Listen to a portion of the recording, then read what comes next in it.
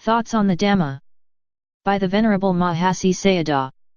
Selected from his discourses. Buddhist Publication Society.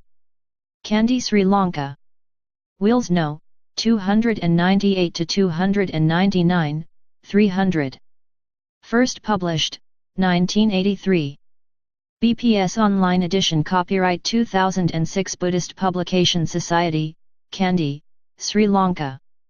Digital transcription source, access to Insight and Buddhist Publication Society. For free distribution. This work may be republished, reformatted, reprinted, and redistributed in any medium.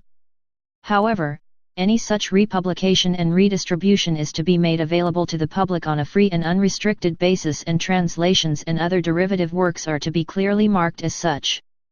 Preface.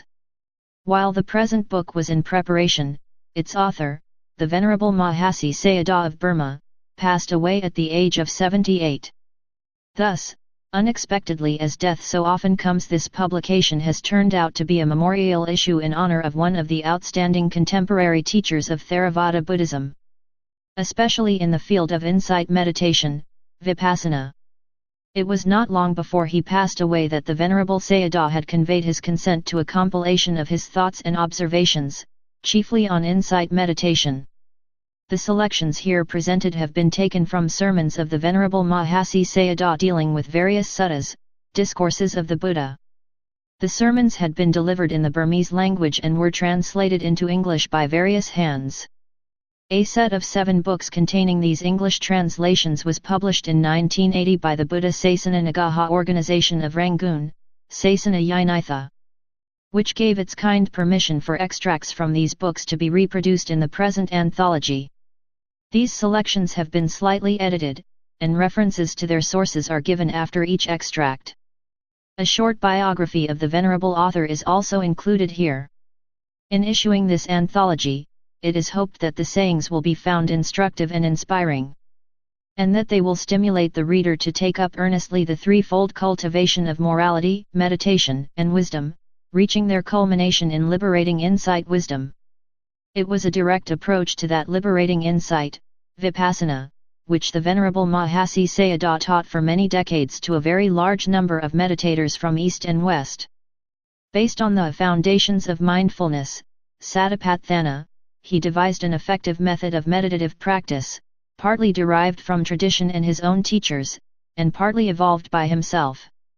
This method certainly demanded, or led to, a high degree of mental concentration, but did not require the prior attainment of full meditative absorption, the jhanas. Yet, as some of the extracts in this book will show, the Venerable Mahasi Sayadaw was fully aware of the great significance of full concentration of mind in the jhanas. And he neither discouraged their cultivation nor belittled their value. But as a wise and compassionate teacher, he wanted to help those who, for psychological or environmental reasons, would have been faced with a long and frustrating struggle in their attempts to gain jhanic concentration. For such a person, the method of direct insight practice could open an access to the core of the teaching by direct meditative experience. In the course of the diligent practice of that method, there would follow a natural growth of mindfulness and concentration, of inner firmness and calm, which would place the meditator in a better position to attain to the jhanas. In conclusion, the undersigned wishes to express his humble respect to the late Venerable Mahasi Sayadaw, and his deep-felt gratitude for the guidance and inspiration he received from him. Nyanaponika. Forest Hermitage. Kandy, Sri Lanka, September 1982. The Venerable Mahasi Sayadaw. The Venerable Usobhana Mahathera, better known as Mahasi Sayadaw, one was born on July 29, 1904 to the peasant proprietors Ukinta and Dashwi Ok at Sikun village, which is about 7 miles to the west of the town of Shwebo in Upper Burma, once the capital of the founder of the last Burmese dynasty. At the age of 6 he began his studies at a monastic school in his village, and at the age of 12 he was ordained a Samanera, novice, receiving the name of Sobhana. On reaching the age of 20, he was ordained a bhikkhu on November 26, 1923. He passed the government Pali examinations in all the 3 classes, lower, middle, and highest, in the following 3 successive years. In the 4th year of his bhikkhu ordination, he proceeded to Mandalay. Noted for its preeminence in Buddhist studies, where he continued his further education under various monks of high scholastic fame. In the 5th year he went to Moulmein, where he took up the work of teaching the Buddhist scriptures at a monastery known as Tongwang Gala Itak Kyang. In the 8th year after his bhikkhu ordination, he and another monk left Moulmein equipped with the bare necessities of a bhikkhu, i.e., alms bowl, a set of 3 robes, etc., and went in search of a clear and effective method in the practice of meditation. At Thaton he met the well-known meditation teacher, the Venerable U Narada, who is also known as Ming-un Jetawan Sayadaw I. He then placed himself under the guidance of the Sayadaw and at once proceeded with an intensive course of meditation. He had progressed so well in his practice that he was able to teach the method effectively to his first 3 disciples in Sikun while he was on a visit there in 1938. These 3 lay disciples, too, made remarkable progress. Inspired by the example of these 3, gradually as many as 50 villagers joined the courses of intensive practice. The Venerable Mahasi could not stay with the Venerable Ming-un Sayadaw as long as he wanted, as he was urgently asked to return to the Moulmein monastery. Its aged head monk was gravely ill and passed away not long after the Venerable Mahasi's return. The Venerable Mahasi was then asked to take charge of the monastery and to resume teaching the resident monks. During this time he sat for the Pali lectureship examination on its first introduction by the government of Burma. Passing this examination on the first attempt, in 1941 he was awarded the title of Sasanadhaja Sri Pavara Dhammacarya. On the event of the Japanese invasion, the authorities gave an evacuation order to those living near Moulmein at the Tongwang Gala monastery and its neighborhood.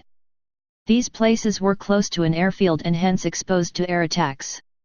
For the Sayadaw this was a welcome opportunity to return to his native Sikun and to devote himself wholeheartedly to his own practice of vipassana meditation and to the teaching of it to others. He took residence at a monastery known as Maha Si Kyang, which was thus called because a drum, Burmese, Si, of an unusually large, Maha, size was housed there. From that monastery, the Sayadaw's popular name, Mahasi Sayadaw, is derived. It was during this period, in 1945, that the Sayadaw wrote his great work, Manual of Vipassana Meditation. A comprehensive and authoritative treatise expounding both the doctrinal and the practical aspects of the Satipatthana method of meditation. This work of 2 volumes, comprising 858 pages in print, was written by him in just 7 months. While the neighboring town of Shwebo was at times subjected to almost daily air attacks.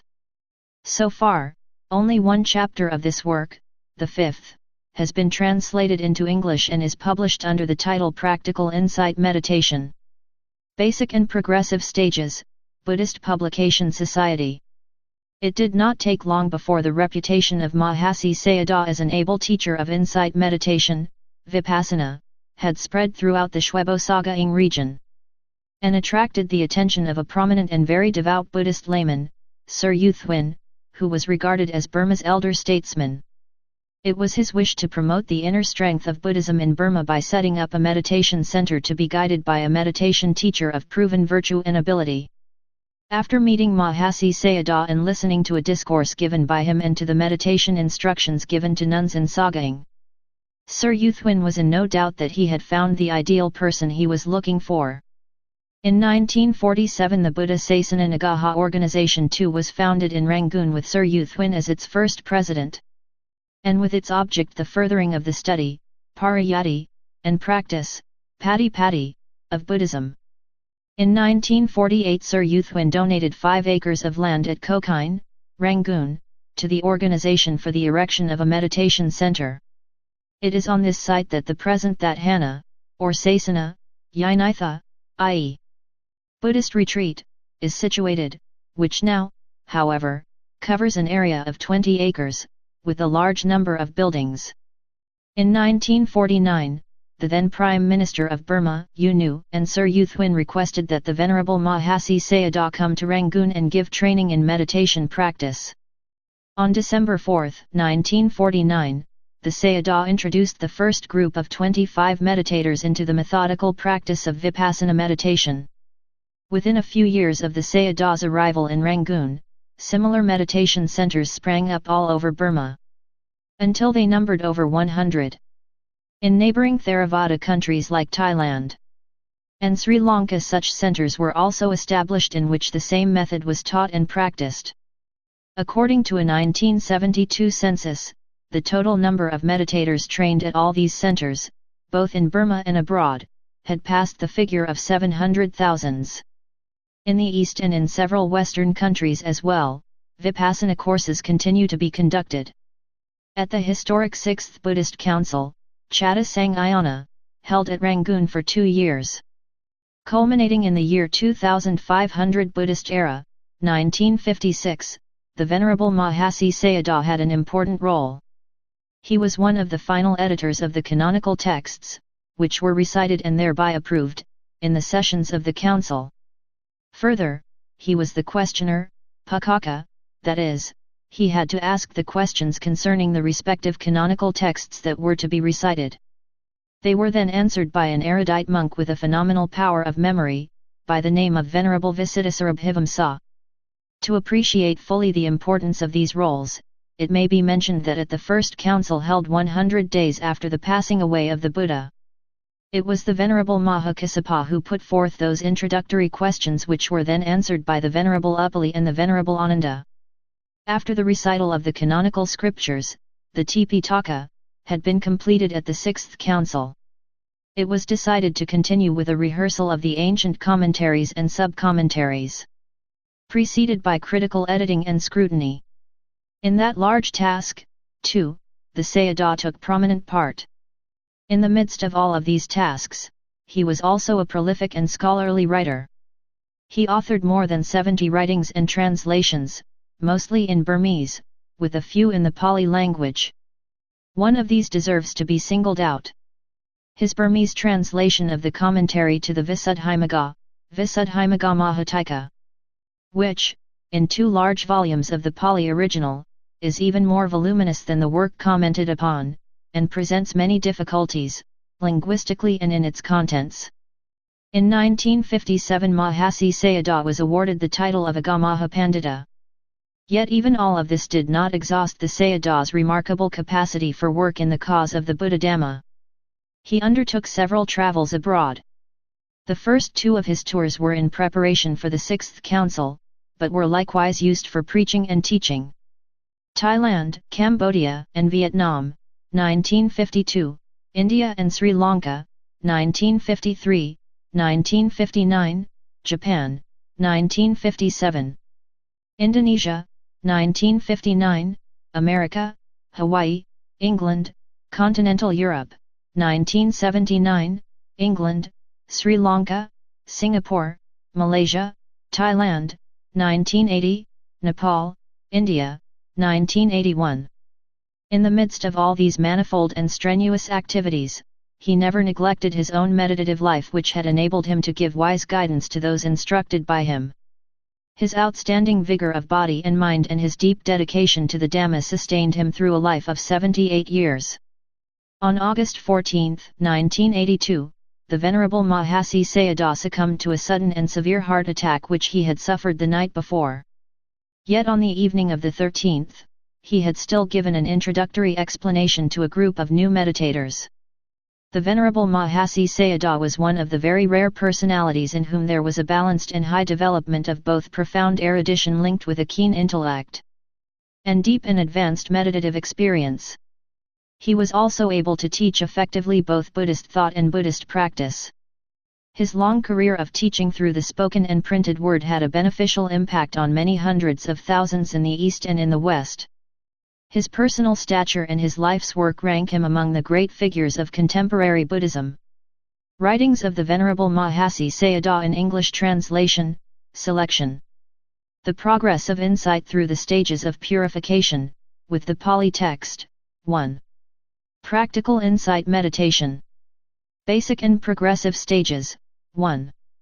Practical Vipassana Meditational Exercises, 2. Purpose of Practicing Kamatthana Meditation, 2. The Wheel of Dhamma, Dhammacakkappavattana Sutta, 2. Buddhist Publication Society, Kandy, Sri Lanka. Buddha Sasana Nagaha Organization, 16, Sasana Yinitha Road Rangoon, Burma. The Dhamma. One truth. Indeed, truth must be one and indivisible. This must be borne in mind.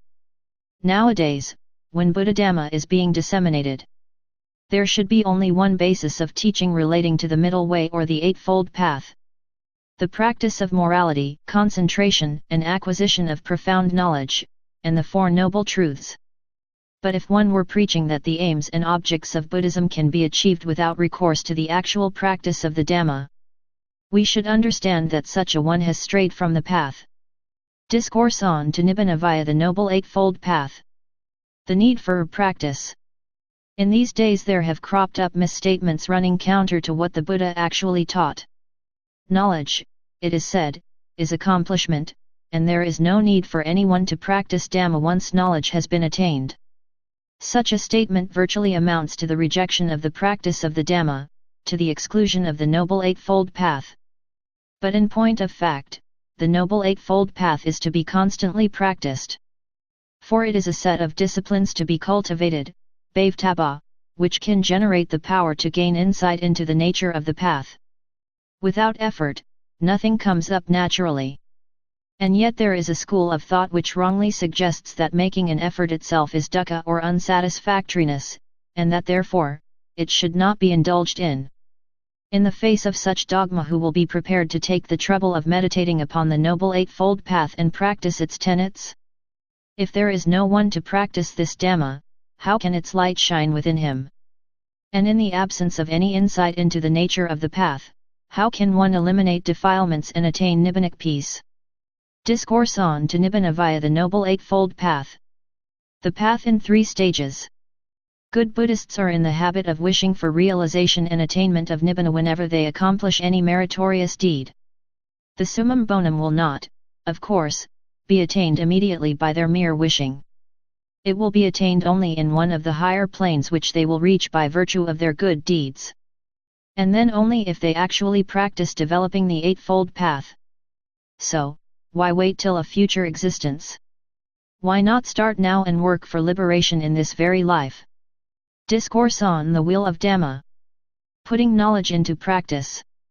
According to the Buddha, knowledge relating to the Noble Path transports one to the stage where all suffering or unsatisfactoriness ceases. But it must always be borne in mind that the path offers salvation only to those who actually practice it. In your travels, a vehicle takes you to your destination while those who stand by it are left behind. Knowledge about the Noble Path is like that vehicle. If you ride in it, you will be conveyed to your destination. And if you merely stand by it, you will be left behind. Those who desire to be liberated from all sufferings should use that vehicle. That is to say, they should use knowledge they gained for practical purposes. The most important task for you while you are born into this Buddha Sasana is to practice Dhammas so that you reach Nibbana, where all sufferings cease. Discourse on to Nibbana via the Noble Eightfold Path. The true faith. The theory of rejection of Kama is gradually gaining more favorable attention because people's greed, labha, is increasing and their hankering after sensual pleasures is making a corresponding increase. Nowadays, there are some who are of the opinion that if one avoids evil deeds, one will not achieve any useful purpose. That view leads people to these false faiths.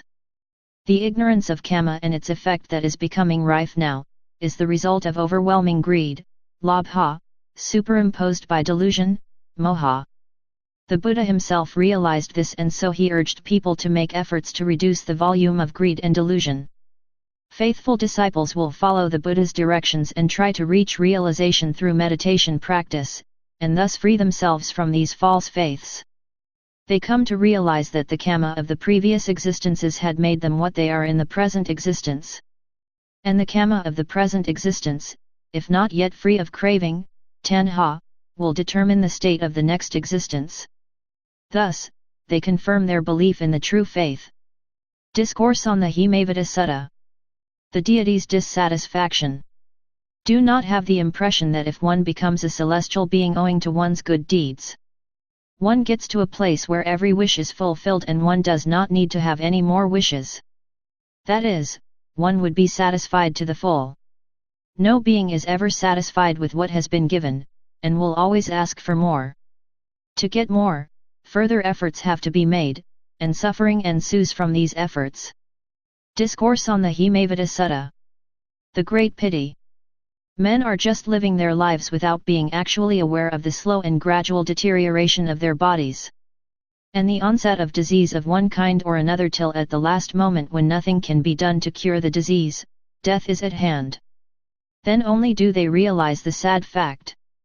The same pattern applies to man's next existence, the gradual deterioration of the body, the onset of old age and disease, and the eventual death.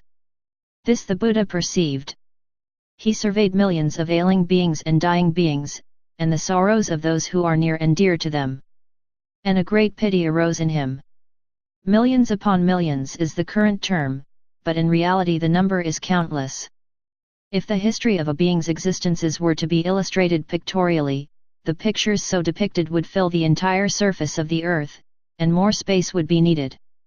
The pictures of the being's birth, old age, illness, and death were perceived by the Buddha, who felt a great pity for that being. That was how the great pity, or Mahakaruna, arose in him. Discourse on the Himavata Sutta. Slavery. The Buddha saw that all beings were slaves of lust and greed, and that moved him to great pity. Living beings serve their lust and greed even at the risk of their lives. They go out in search of the things their lust or greed urges them, and risk their lives to get them. They have to work daily for all their lives to satisfy their lust and greed, and after death, and in the next existence, 2. They remain slaves of the same master, craving, tanha. There is no period of rest for them. In this world a slave may remain a slave only during his lifetime. But a slave of lust has an unending term of servitude till the time of salvation, when he becomes an arahat and thus ends his wandering through samsara. Discourse on the Himavata Sutta. Listening to the Dhamma. To attain realization of the Dhamma while listening to a sermon, one must have a settled mind. For it is only through concentrated attention with a settled mind that one can attain samadhi, concentration, and only samadhi can still the mind for insight. If the mind wanders during the sermon over domestic, economic, and other secular affairs, samadhi will not be attained. If anxiety sets in, it is all for the worse. If distraction and anxiety crop up, the essence of the Dhamma will slip, and as samadhi is lacking, there will be no insight. And if one cannot attain insight for vipassana, how can one attain realization of the Kamma? Concentrated attention while listening to a sermon is, therefore, an important factor. The listener must listen carefully, with full mental involvement, and the words of the Dhamma must be adhered to in practice. If one attends to a sermon in this way, one's mind will be calm and absorbed in the sermon. One will be free from interference, and thus attain purity of mind. Discourse on the Himavata Sutta. Self. There are 3 different views of the ego or self. The first is the belief in self as the sole entity. The second is the view of self based on conceit and pride. The third is the self as a conventional term for the first person singular as distinct from other persons. The self or I implicit in I walk has nothing to do with illusion or conceit. It is a term of common usage that is to be found in the sayings of the Buddha and Arahats. Discourse on the Aryavasa Sutta. The burden of the aggregates. The burden. What is the heavy burden? The khandhas 3 are the heavy burden. Who accepts the heavy burden? Tanha, craving, accepts the heavy burden. What is meant by throwing down the burden? Annihilation of tanha is throwing down the burden. Heavy is the burden of the 5 khandhas. Acceptance of the burden is suffering, rejection of the burden is conducive to happiness. When craving is uprooted from its very foundation, no desires arise. An old burden having been laid aside, no new burden can be imposed. Then, one enters Nibbana, the abode of eternal peace. Discourse on the Bura Sutta. How heavy the burden is! How heavy the burden is! When a man is conceived in his mother's womb, the 5 aggregates appertaining to him have to be cared for. The mother has to give him all necessary protection so that he may be safely born to develop well into a human being. She has to be careful in her daily pursuits, in her diet, in her sleep, etc. If the mother happens to be a Buddhist, she will perform meritorious deeds on behalf of the child to be born. When the child is at last born, it cannot take care of itself. It is looked after by its mother and the elders. It has to be fed with mother's milk. It has to be bathed, cleansed, and clothed. It has to be carried from place to place. It takes at least 2 or 3 persons to look after and bring up this tiny burden of the 5 khandhas. When a man comes of age, he will have to look after himself. He will have to feed himself 2 or 3 times a day.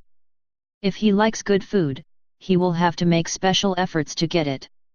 He must make himself clean, bathe himself, clothe himself. To tone up his body, he will have to do some daily exercise. He must do everything himself. When he feels hot, he cools himself, and when he feels cold, he warms himself up. He has to be careful to keep up his health and well-being. When he takes a walk, he sees that he does not stumble. When he travels, he sees that he meets no danger. In spite of all these precautions, he may fall sick at times, and will have to take medicinal treatment. It is a great burden to tend to the welfare of his khandhas, the 5 aggregates of psychophysical phenomena. The greatest burden for a living being is to fend for itself. In the case of human beings, some have to work for a living starting from the age of 12 or 13, and for that purpose they have to be educated. Some can get only an elementary schooling, and so they can get employment only as menials. Those who can get a good education are profitably employed in higher positions. But then they have to work day in and day out without any break. But those who were born into this world with past good karma do not feel the burden. A man born with the best karma has been fed and clothed since childhood by his parents, who gave him the best education as he came of age.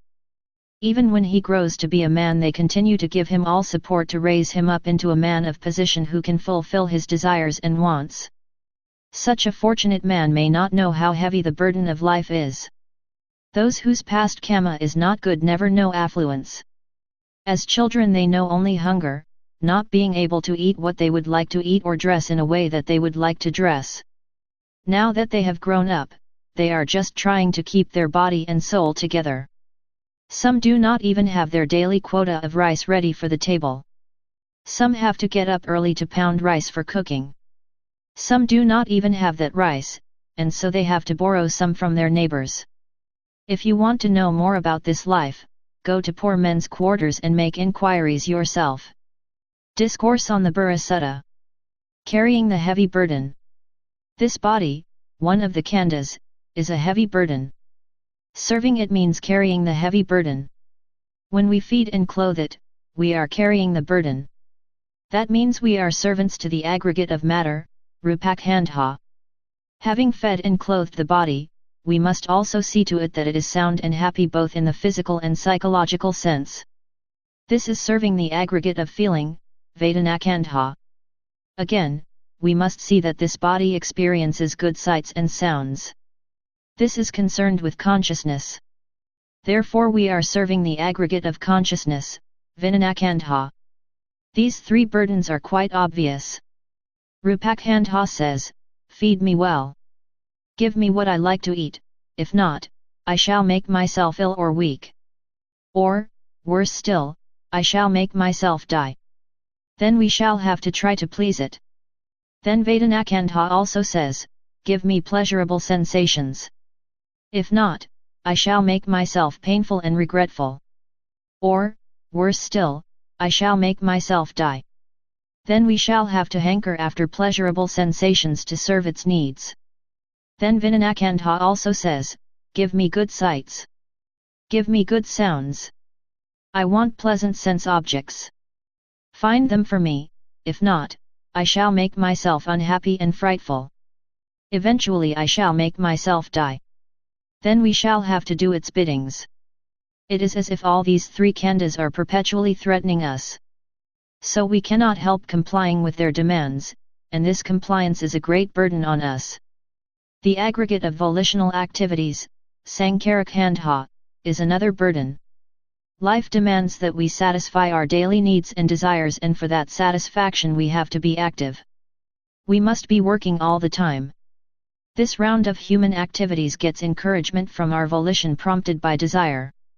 These activities make threatening demand on us daily, indicating that, if they are not met, trouble and even death would ensue. When human desires remain unfulfilled, they resort to crime. How heavy the burden of the Sankharas rests upon us. It is because we cannot carry this load well upon our shoulders that we get demoralized into committing sin that brings shame upon us. Criminal offenses are committed mostly because we cannot carry the burden of Sankarakhandha well. When criminals die, they may fall into the netherworld of intense suffering, or they may be reborn as hungry ghosts or animals. Even when they are reborn as human beings, their evil actions will follow in their wake and punish them. They may be short-lived, they may be oppressed with disease all the time. They may face poverty and starvation, they may be friendless. They may be always living in danger or in troublesome surroundings. The aggregate of perception, Sanakhandha, is also a great burden. Because it is with perception that you train your faculties like memory to be able to retain knowledge, and wisdom, which can discern good from bad and reject from your mind unwholesome things produced by unpleasant sense objects. If the demands of the mind for pleasant sense objects are not met, it will take up only evil, which does nobody any good. Regrets and anxieties arise because we cannot shoulder the burden of Sanakhandha well. For all these reasons the Buddha declared the 5 aggregates of clinging, Upadanakhandha, a heavy burden. We carry the burden of our khandhas not for a short time, not for a minute, not for an hour, not for a day, not for a year, not for one life, not for one world, not for one eon. We carry the burden from the beginning of samsara, the round of rebirths, which is infinite. It has no beginning. And there is no way of knowing when it will end. Its finality can be reached only with the extermination of the defilements of the mind, kilsa, as we get to the stage of the path of the noble ones, Arahata Magga. Discourse on the Burra Sutta. Ethics. The light of Dhamma. Virtue, concentration, and wisdom, sila, samadhi, and panna, can lead one to the path. Yet some assert that it is not necessary to observe the rules of morality if they are convinced of the teachings. It is often put forward by such protagonists that they have invented simplified or easy methods for their followers. How strange! It cannot be denied that, in Buddha's times, there were instances of intelligent and mature individuals who at once saw the light of Dhamma the moment they heard the Buddha's sermons. Of course, geniuses exist like the Uggatitanu who can at once grasp the meaning of the 4 noble truths after a brief exposition. Or the Vipassitanu who can realize the truth after a wider exposition. In Buddha's times such individuals gained the light of knowledge while listening to the Buddha's teachings without appreciable endeavor.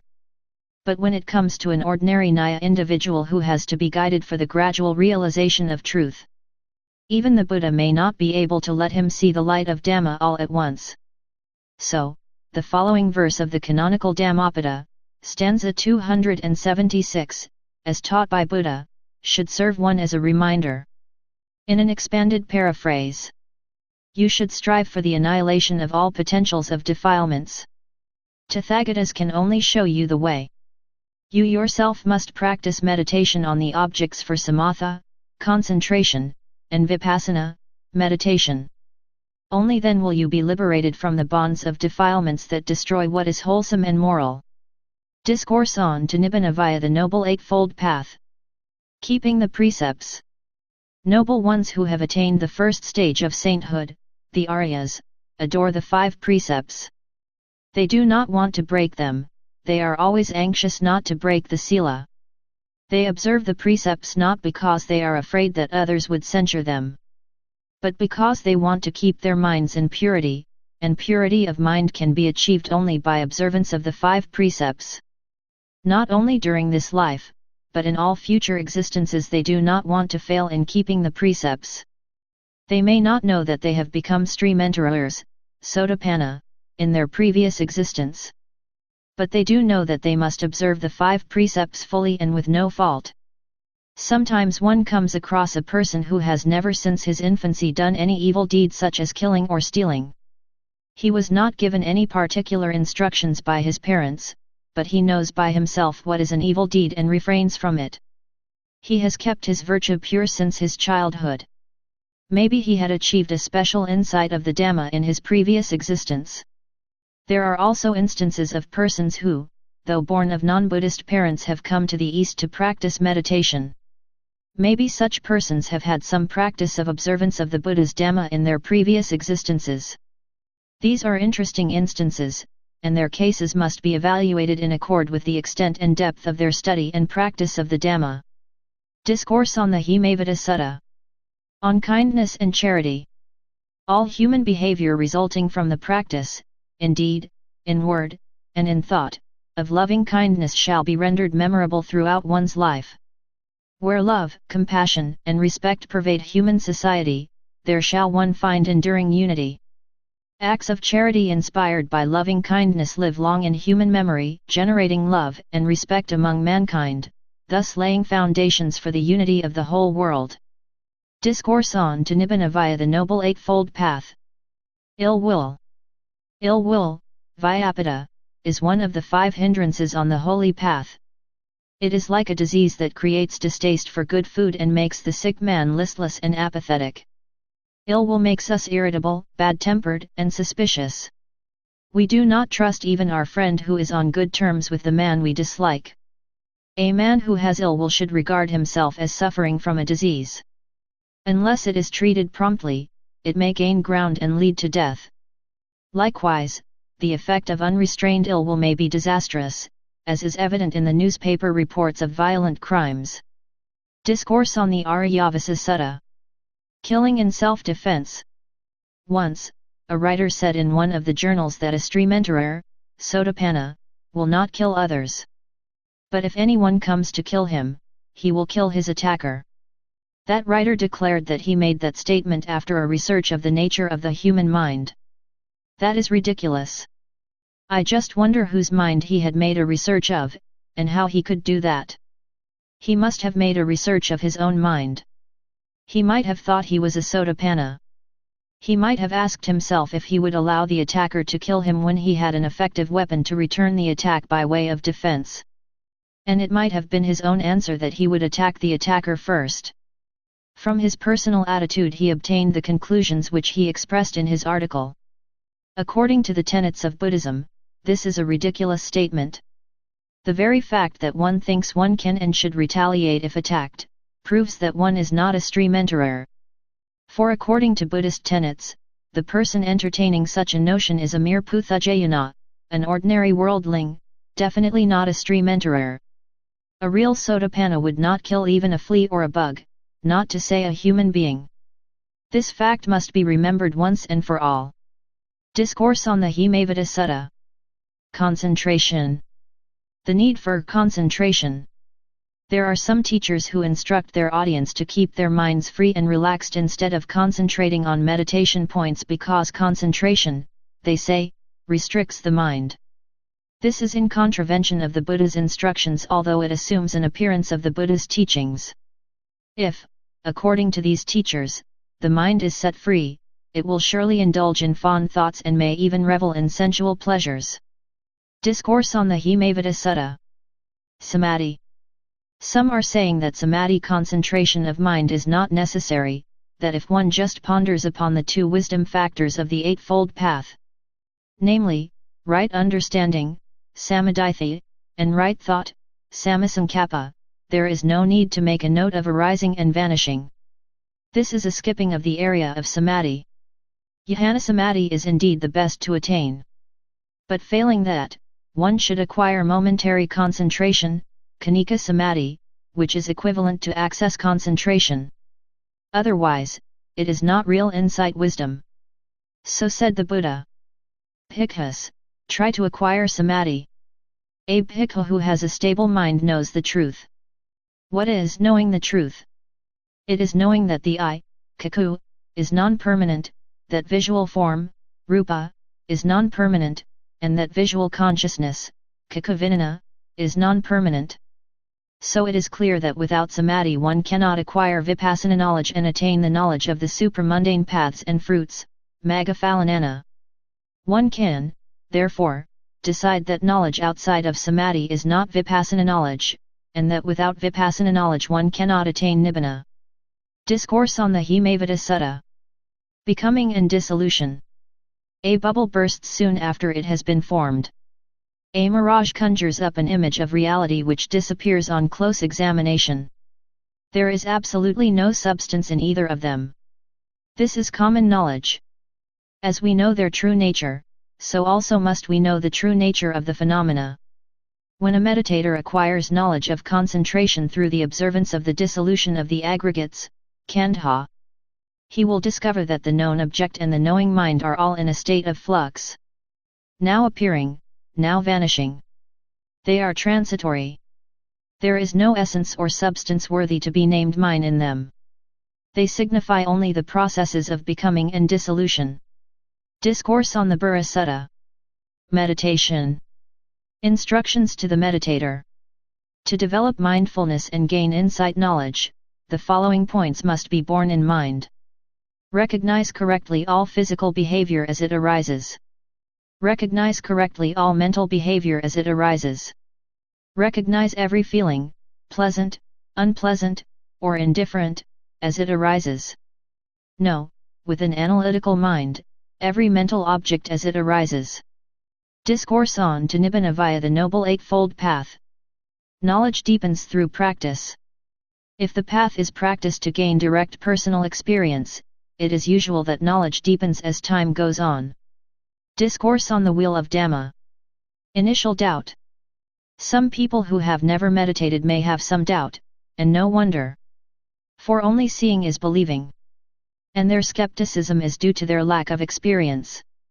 I myself was a skeptic at one time. I did not then like the Satipatthana method as it makes no mention of Nama, Rupa, Anicca, Anatta, and so forth. But the Sayadaw who taught the method was a learned monk, and so I decided to give it a trial.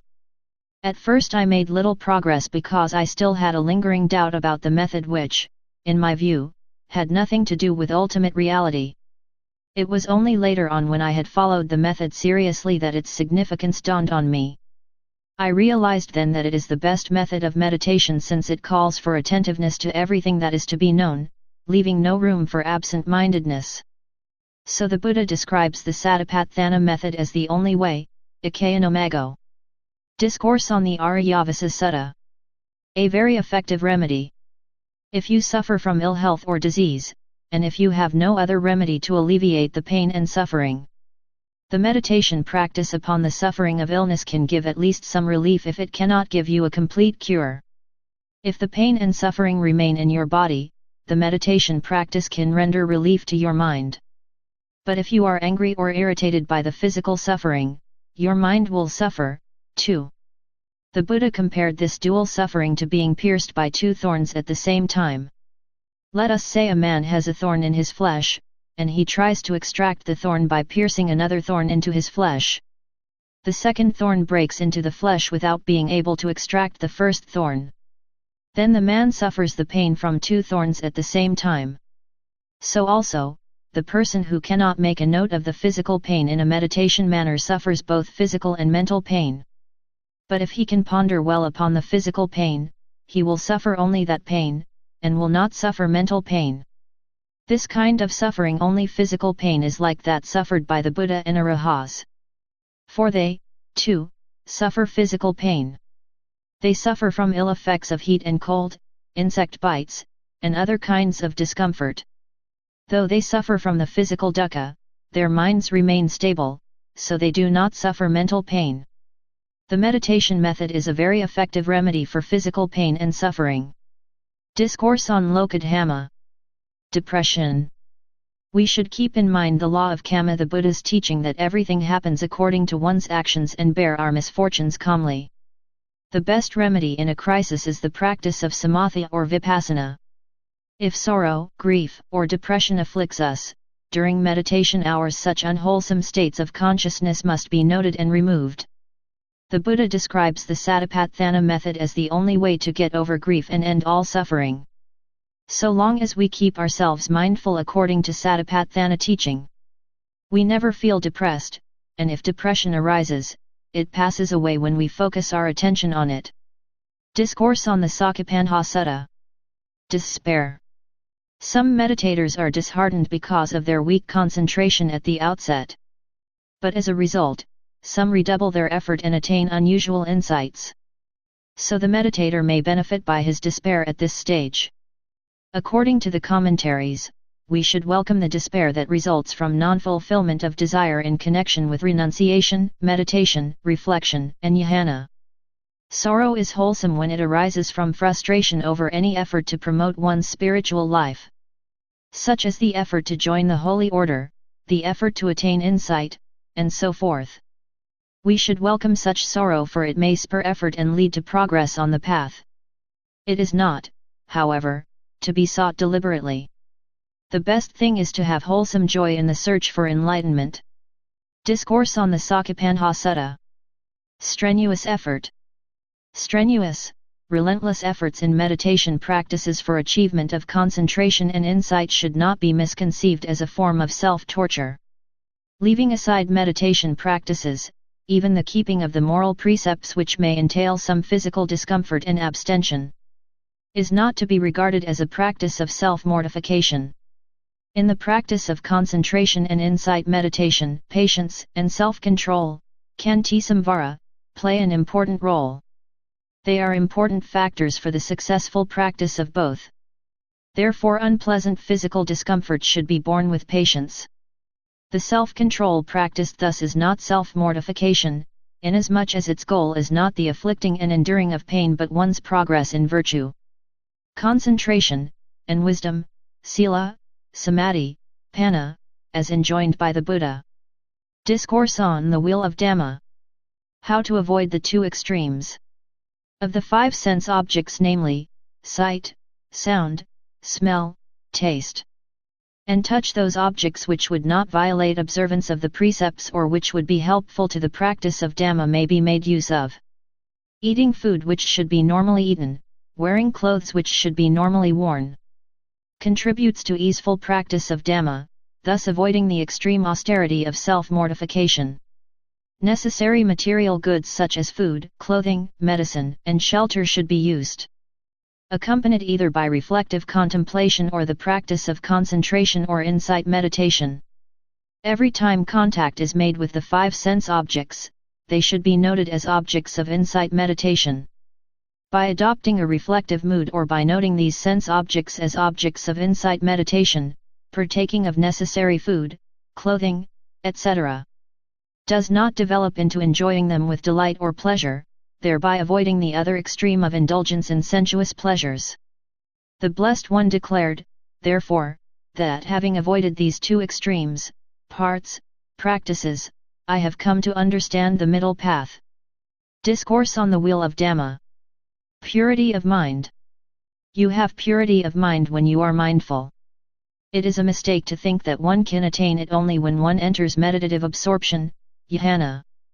Purity of mind based on jhana is due to the continuous stream of jhanic consciousness. Purity of mind through vipassana is the purity that emerges at the moment of attaining insight. Both kinds of consciousness are alike in respect to purity of mind and freedom from hindrances. Discourse on the Aryavasa Sutta. Insight meditation. Insight knowledge. Insight knowledge, vipassana gnana, is attained by observing the actions of mind and body, namarupa, in the state of impermanence, anicca. Suffering, dukkha, and no self, anatta. It is not attained simply by casual observation, but by in-depth observation of the actions as they are happening, without leaving any one of them unobserved. Thus the observation should be on all actions such as seeing, hearing, smelling, eating, etc., as they are happening and without failing to observe any single action. Discourse on the Himavata Sutta. A flash of lightning. Watch a flash of lightning. If you watch it at the moment lightning strikes, you will see it for yourself. If you are imagining in your mind as to how lightning strikes before or after the event, you may not be regarded as having seen the flash of lightning. So try to know things for yourself by actual observation of things as they happen. Discourse on to Nibbana via the Noble Eightfold Path. No ordinary teaching. Beware of those who assert that vipassana, insight meditation, is unnecessary or superfluous. Such statements are not conducive to the practice of insight meditation, without which our Buddhasasana would be like any ordinary teaching. Discourse on to Nibbana via the Noble Eightfold Path. The qualities for success. It is impossible to do anything without faith or conviction. You will practice mindfulness only if you believe that it will help to develop insight knowledge. But faith in itself will not do.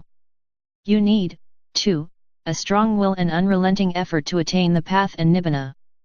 Possession of these qualities is essential to success in the practice of mindfulness and for gaining security in the abode of the noble. Discourse on the Aryavasa Sutta. The three feelings in Vipassana. The main object of Vipassana practice is to seek and cultivate the equanimity that is bound up with equanimity about formations, sankarapekha, insight. To this end we should avoid sensuous joy and seek wholesome joy in good deeds and contemplation. Likewise we should welcome wholesome sorrow stemming from frustration on the holy path and avoid unwholesome sorrow. In the same way we should avoid unwholesome equanimity of the sensual world and seek wholesome equanimity of the holy path. We should concentrate on wholesome joy, wholesome sorrow, and wholesome equanimity. For the cultivation of these wholesome states of consciousness means the elimination of their negative, unwholesome counterparts. We should also eliminate wholesome sorrow through wholesome joy. This means that if we are depressed because of the failure to make much progress on the holy path, we must overcome the depression by exerting effort for vipassana insight. Likewise, wholesome joy must be rejected through wholesome equanimity.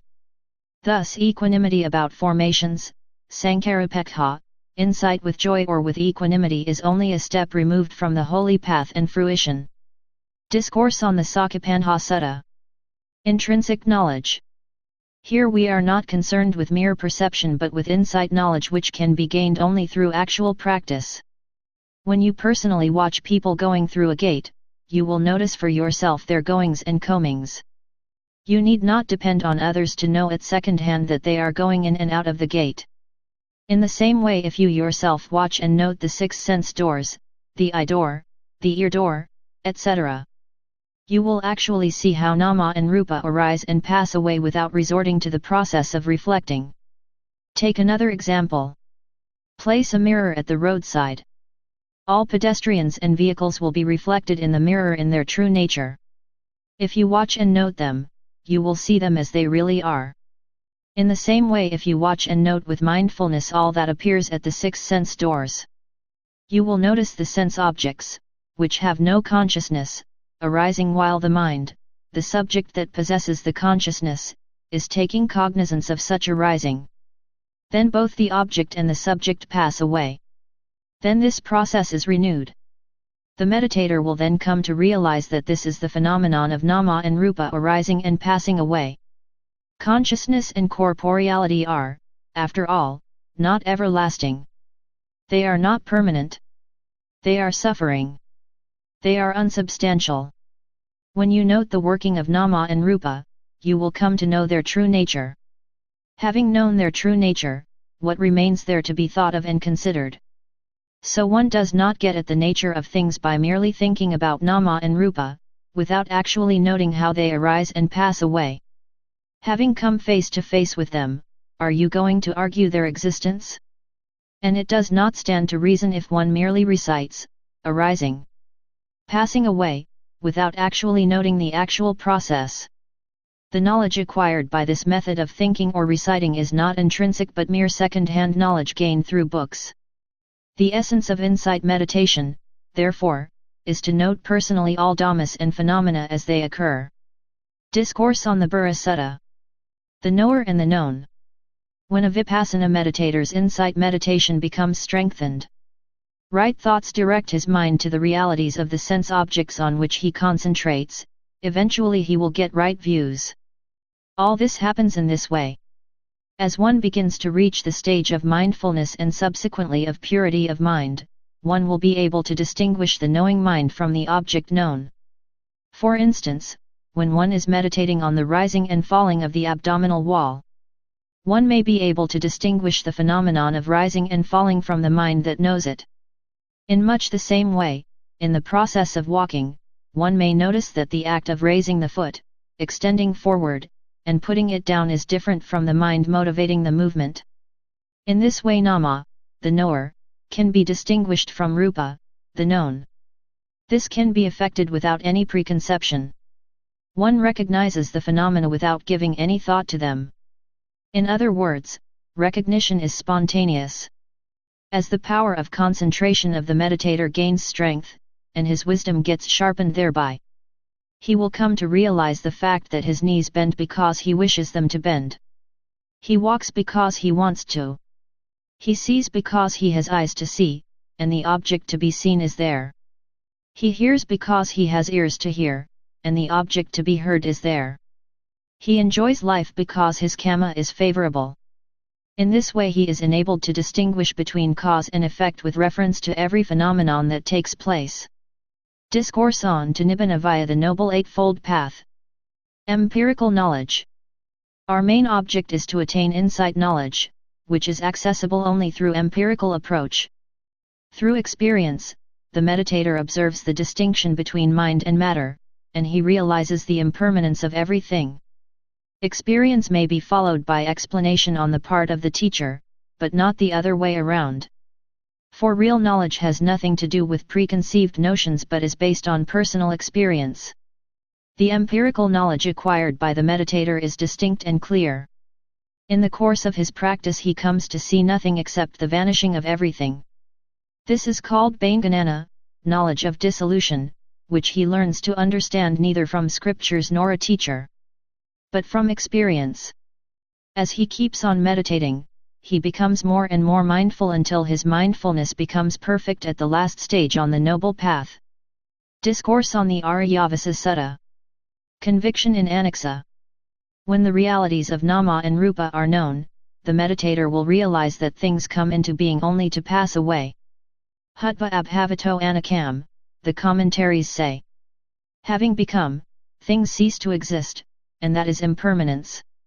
Only when he can appreciate the realities of this nature of origination and cessation, will he gain conviction as to the impermanence of existence.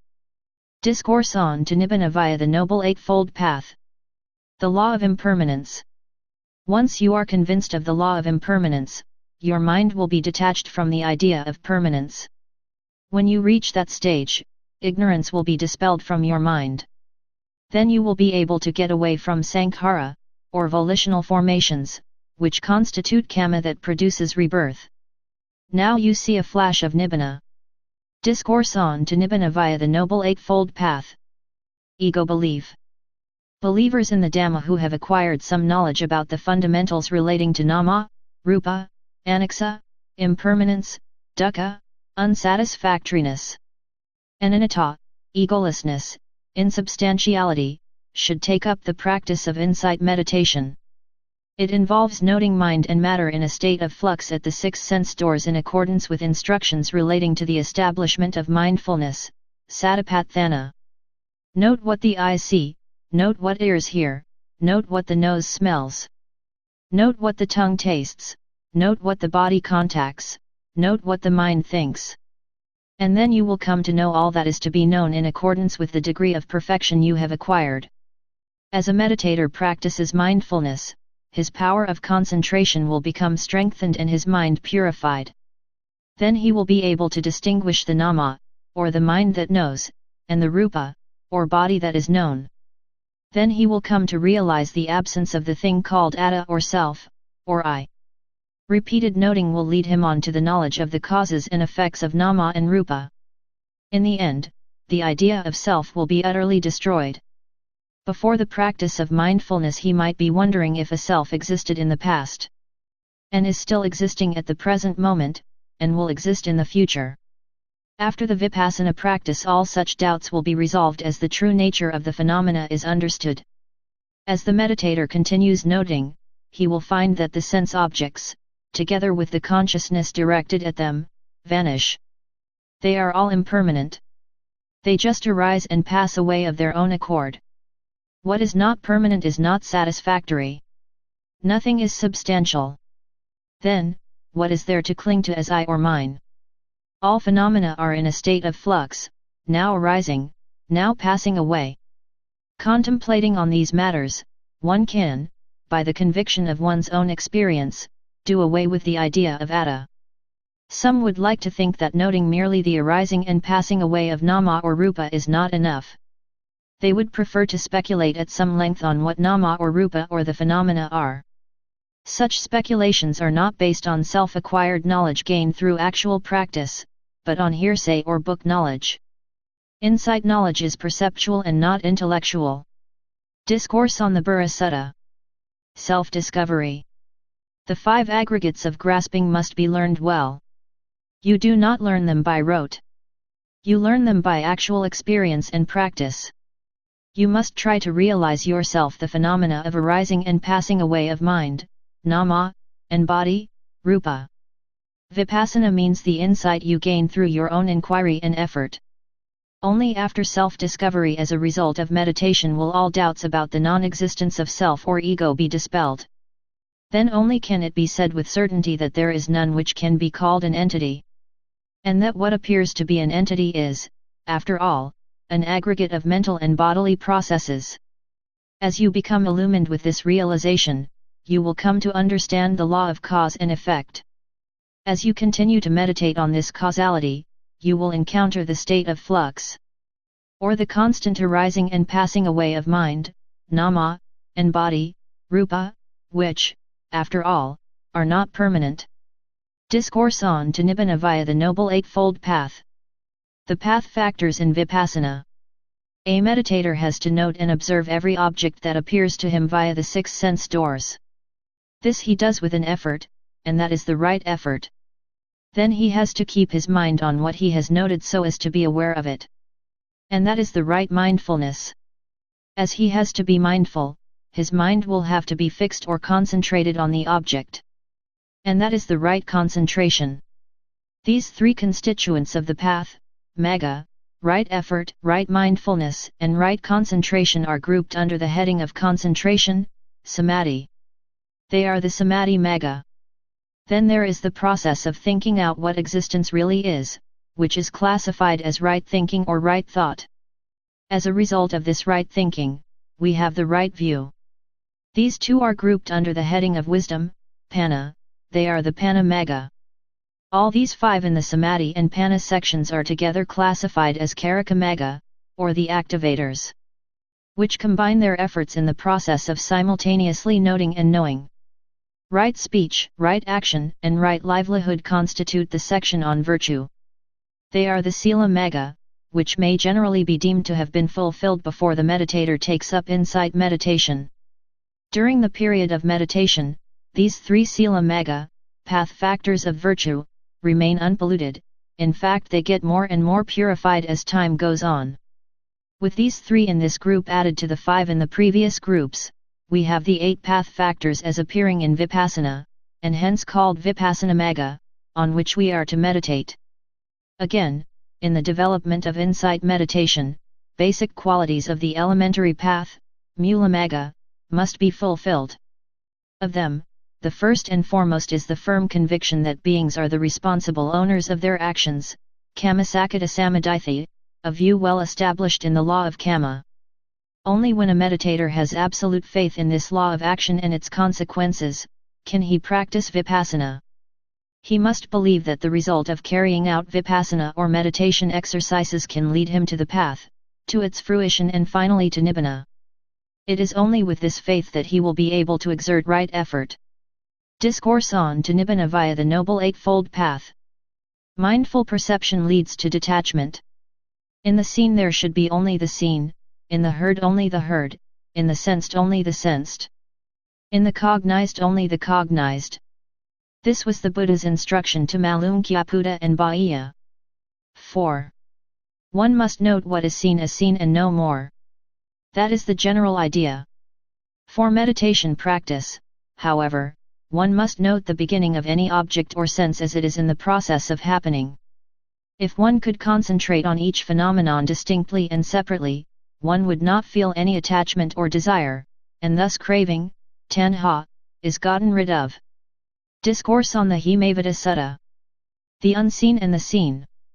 When the Buddha was about to give instructions to Malunkyaputta Bhikkhu, he asked, Malunkyaputta, do you have any desire for the appearances that you have never seen, or those that you are not in the act of seeing, or those that you never expect to see? No, sir, that is impossible, replied the bhikkhu. 5. Now if I were to ask you the same question as the Buddha put to Malunkyaputta Bhikkhu, you would give the same answer as he did. You would not have any feeling of love or hatred for a person whom you never expect to see, would you? Now there are many such people in so many villages, towns, cities, and countries, and you would never have any feeling of love or of hatred for them. You wouldn't have any attachment, desire or lust for them. Defilements do not arise from the unperceived. This point should be noted. As for the things seen, however, defilements arise both in the act of seeing and after having seen, because a mental picture is retained in the memory and on reflection or recall, defilements would recur. These cherished memories are stored up in the archives of the latent tendencies, anasya, as deeply rooted memories. It is necessary to root these out by means of vipassana. Discourse on the Himavata Sutta. Warning. When the knowledge of investigating the aggregates as composite, and thus as unsubstantial, works, the meditator becomes fully convinced of the truth of the Dhamma relating to the three marks of anicca, dukkha, and anatta, on the contemplation of which he can further follow the trend of knowledge about the arising and passing away of nama and rupa. This is the stage when he attains Udaya Bhayanana, the knowledge of arising and passing away. At this stage he will see a radiance in his mind. He will feel highly exultant. His awareness will be extraordinary. There will be nothing of which he fails to take notice. His mind is sharpened, and his memory becomes clear. Strong faith will be established. He will be joyous both physically and spiritually. This state surpasses description. But, if at this stage one becomes attached to such pleasurable mental states, they will become precursors to defilements of the mind, and be obstacles to further mental development. Joy, in a way, is no doubt a support to the meditator in his efforts to gain more strength and determination to strive further for higher goals until he reaches his destination, namely, mature vipassana knowledge. So he is warned just to note the mental state of joy as it occurs, and then to dismiss it altogether to gain insight.